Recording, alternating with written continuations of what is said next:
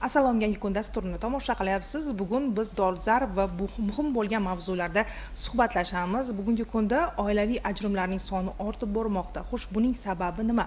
Qanday omillar ta'sirida baxt qasriga dars ketmoqda? Aynan shu mavzuda suhbatlashish maqsadida studiyamizga mehmon taklif etganmiz. Mamnuniyat bilan tanishtirib o'taman. Demak, viloyat hokimligi mutaxassisi Dilnoza G'afforova, oila va xotin-qizlar boshqarmasi bosh mutaxassisi hisoblanadilar. Sizni studiyamizda ko'rib turganimizdan xursandmiz. Assalomu alaykum. Va albatta sizga ko'p murojaat qilinadigan va ko'p hollarda oilaning buzilishi, farzandlarning tirik yetim qolishiga sabab bo'ladigan omillar nimalar? Bugungi kunda viloyatimizda kuzatilayotgan ajrimlar soni va ularga qanday omillar sabab bo'layotganligi xususida suhbatlashib o'tsak. Albatta, bugungi kunda nafaqat viloyatimizda, balki umuman respublika bo'yicha ajrimlarimiz juda ham ortgan. Va albatta viloyatimizda agar statistikaga to'xtaladigan bo'lsam, hozir mana 7 oylik tahlillarga ko'ra 810 ta ajrim qayd etilgan bo'lib, bu ajrimlar o'tgan yilga nisbatan 122 taga oshganligini ko'rishimiz mumkin.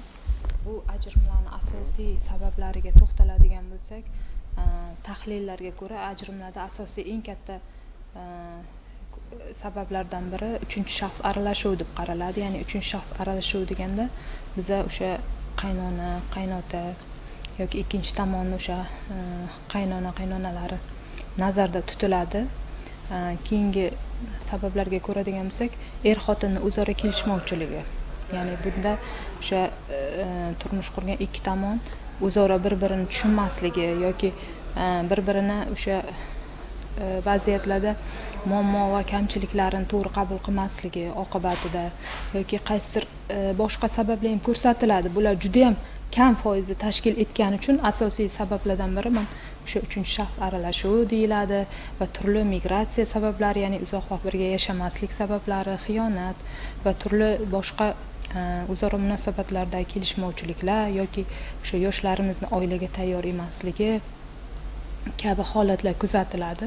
Bu albatta ajrimlarni tahlil sifatida ko'rsatilgan, lekin bugungi kunda o'sha ajrimlarni muhokama yoki boshqa sudlardan keladigan arizalarni mazmun mohiyati yoki biza o'sha ikki tomon bilan uchrashgan paytimizda ko'pincha o'sha yoshlarimizni bir-birini tushunmasligi, bu tushunmaslik oddiy sabablar. U ya'ni ajrimlarga sabab bo'ladigan katta sabab emas. Bu ya'ni o'sha ikkala yosh turmush qurdimi, yaxshi niyatlar bilan har ikkala tomon roziligi va rizoligi bilan turmush quriladi, nikohga kirishdimi, har ikkala tomon o'sha o'ziga yuklatilgan vazifani, mas'uliyatni to'g'ri anglagan holda, his qilgan holda o'sha mas'uliyatni tushunsa, bu albatta oilada o'sha ota-onaning ham o'rni katta hisoblanadi. Chunki oilada har bir qush uyasida ko'rganini qiladi deganlardek, ota-ona har bitta farzandga o'rnak bo'lishi kerak. Avvalo ota-ona o'rnak bo'lib, ularni o'sha to'g'ri tarbiyalab, to'g'ri parvarish qilib, ularni to'g'ri yo'naltirsa hayotga, o'sha hayotida uchraydigan har qanday qiyinchilikni ham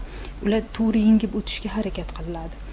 Hozirgi kunda o'sha yoshlarimiz sabrsizlik deymiz yoki turli xil bir ozgina bir qiyinchiliklarga yo turmush o'rtog'ining gapini ko'tara olmaslik sababli ham ajrashaman yoki yoshgina bolasi bilan ko'tarib kelib ajrashaman degan holatlari ham ko'p uchraydi. Bu biz albatta bunaqa oilalarga o'sha mahallalarda oqil ayollar harakati a'zolarini, boshqa jamoatchilik tuzilmasi vakillari, nuroniy onaxon, otaxonlarni jalb qilgan holda, psixologlarimizni jalb qilgan holda yarashtirishga harakat qilamiz.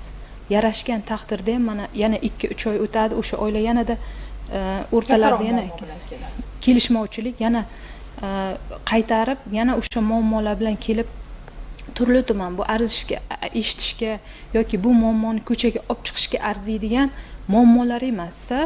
Shuning uchun biz so'rab qolgan bo'lardikki, mana har bitta tuman shaharimizda oila va xotin-qizlar bo'limlari huzurida oila va xotin-qizlar maskanlari tashkil etilgan. Aynan mana shu maskanlarimizda yoshlarni oilaviy hayotga tayyorlash o'quvlari bor.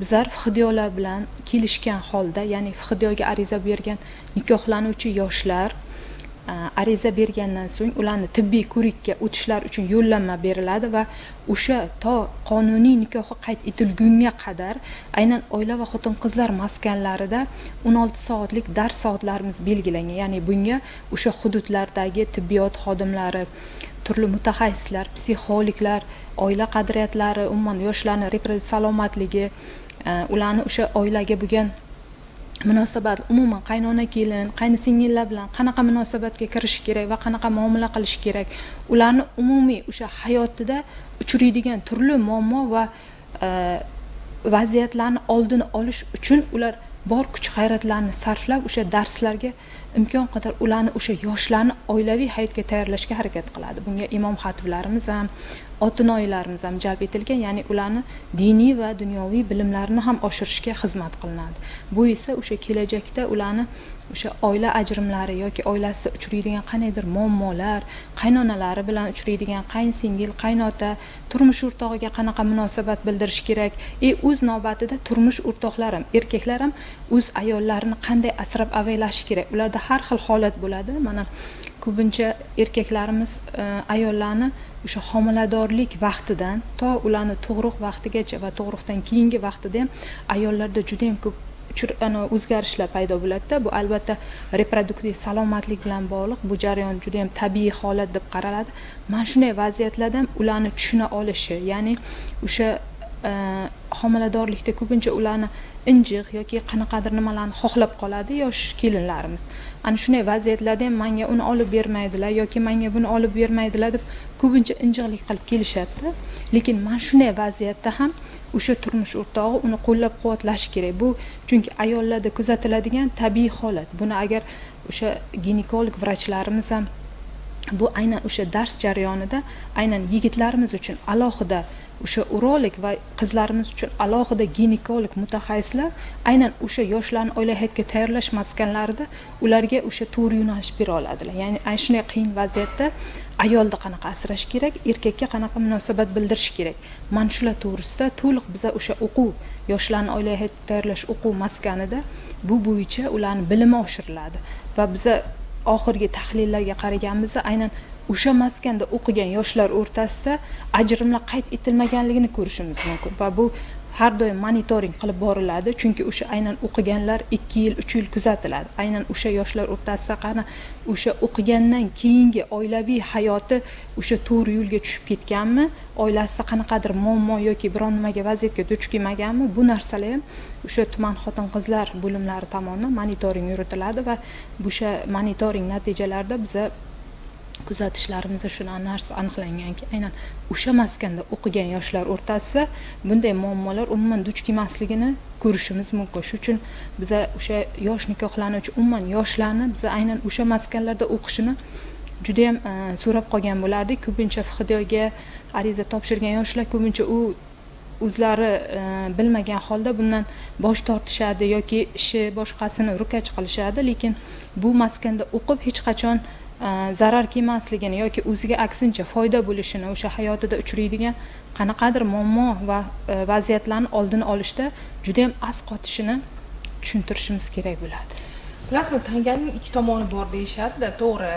Bugun hamma sharoit bor, aksariyat oilalar farovon hayot kechirishadi, farzandlarga eng yaxshisini olib berishadi, ularni hech kimdan kam qilmaslikka harakat qilishadi, lekin bu ayrim qiz bolalar tarbiyasida bir salbiy ta'sirini ham ko'rsatmoqda. Ya'ni oilasida erkak bo'lib o'sgan, aytganini qildira oladigan qiz turmushga chiqqandan keyin ming afsuski ko'p hollarda yangi oilaga moslasha olmaydi, chunki har bir xonadonning o'ziga yarasha tartib qoidalari bor va tabiiyki ular ko'p narsani talab qilib boshlashadi va ular kerakli narsani olmagach yana ota-onalarga murojaat qilib go'yoki ular qiyin vaziyatda qolganligini aytishadi. Bu esa ota-onalarning o'sha farzandlari hayotiga aralashishiga va ko'p hollarda o'sha oilalarning buzilishiga ham sabab bo'ladi. To'g'ri, homiladorlik davrida qizlar salomatligiga e'tiborli bo'lish kerak, lekin aksariyat qizlarimiz bundan noto'g'ri foydalanishyapti. Go'yoki homiladorlik bu kasallik deb qarashyapti-da, o'zlariga haddan tashqari ko'p e'tibor talab qilishyapti.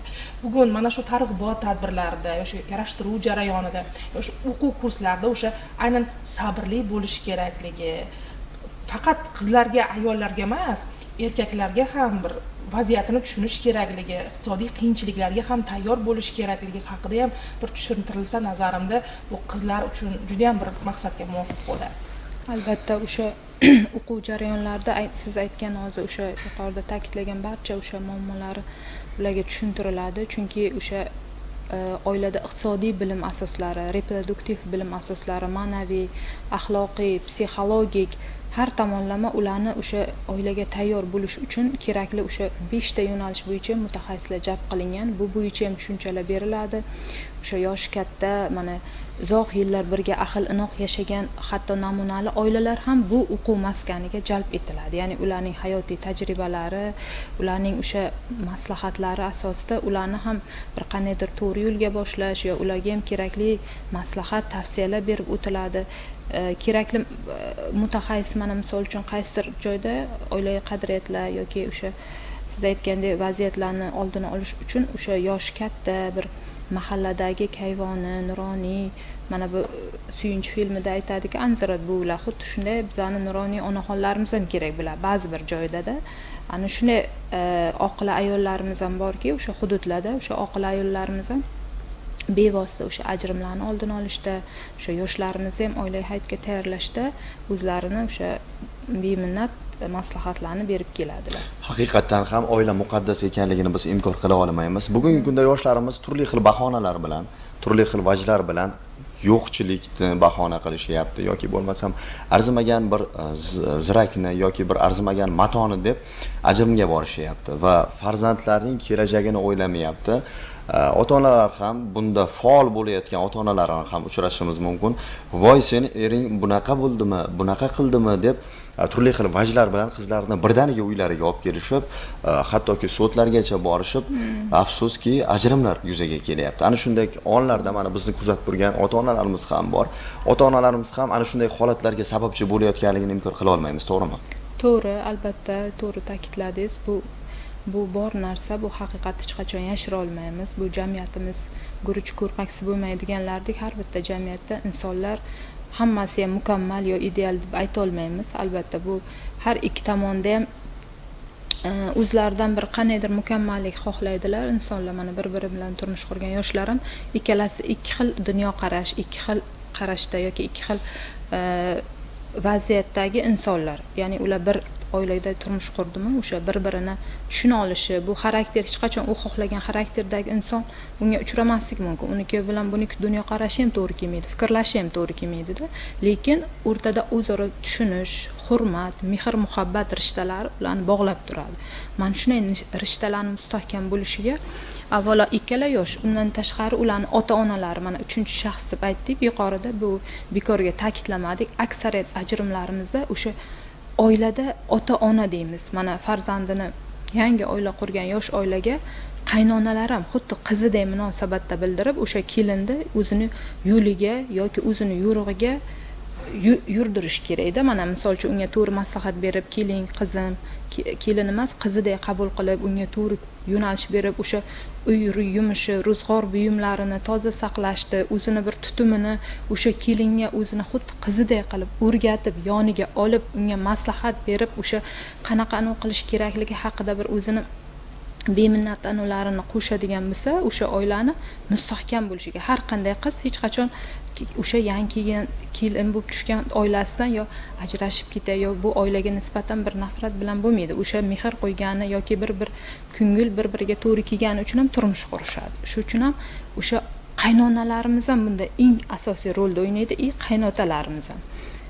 Qaynotalarning roli nimada? O'sha oilada agar erkak kishi bosh bo'lsa, erkakda o'sha qat'iy tartib intizom o'rnatilgan bo'lsa, ular har qanday o'sha tartib intizomga o'sha o'g'il ham otadan ko'rib o'sha har qanday narsani holatda o'sha qabul qiladi, otani gapiga kiradi, uni nima desa deganini qilib ulardan o'rnak oladi. Otalarimiz, qaynotalarimiz ham, qaynonalarimiz ham o'z o'rnida o'sha kelinlarimizga to'g'ri maslahat berib, o'zini oldiga olib, qizidek munosabat bildirsa, o'sha o'ylaymanki, har qanday xarakterda bo'ladimi, o'sha qizlarimiz unga ko'nikib, o'sha narsani o'sha boshidan qilishga va o'sha oilani tutumini qabul qilishga harakat qilishadi deb o'ylayman. Albatta bunda o'sha uchinchi shaxsni bekorga aytmadim, chunki aksariyat oilalarda mana yaqinda ham bitta oilamizni ko'rib chiqqanmiz, hali yosh oila qurganiga hali 2 yil bo'lgan, 9 oylik bolasi bilan kelib o'sha qaynonasini, ya'ni qiz uydagi hamma bu yerdagi kamchilik, boshqa narsani onasiga tinimsiz aytib turgani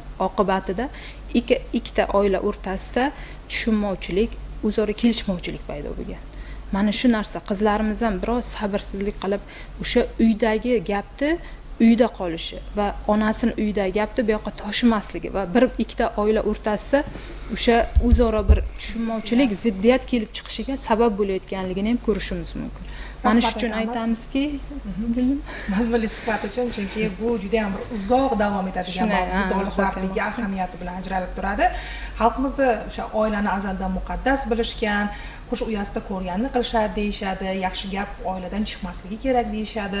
Mana shu yoshi ulug' nuroniylarning aytgan gaplariga amal qilish orqali oila mustahkamligini saqlab qolish mumkin, chunki suv loyqalanib so'ng tinadi degan gap ham bejizga aytilmagan. Sizga mazmunli suhbat, ma'lumotlar uchun minnatdorlik izhor etamiz va dasturimizni davom ettiramiz. Yana studiyaga albatta qaytamiz. Bizni kuzatishda davom eting.